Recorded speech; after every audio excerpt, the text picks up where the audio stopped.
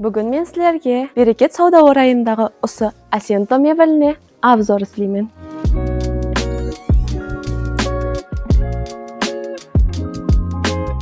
Асенто мебеліміз құрамы нелерден ібарат білесіз ба? Асенто мебеліміз 10 слой поролоннан тұрады, ал үстінде резина пружиналары төселген. Бұл болса 5 жылдан 10 жылға шейін поролонның басылып қалмауын тәминлейді, ал үстінде болса ісірілген поролон төселген. Бұл болса сізге жұмсақлық бағышлайды. Ал және плюс бұл вельвет материалы.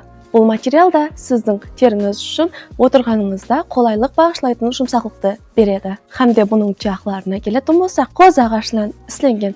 Бұл ең бекем ағаш есептелінеді. Мебель үшін идеал таңлау. Бұл Асенто угологымыз каркидон тақалусында аталады. Бұл угологымызда ұсындай 6 дана көпшігі, 2 топ көпшігі болады.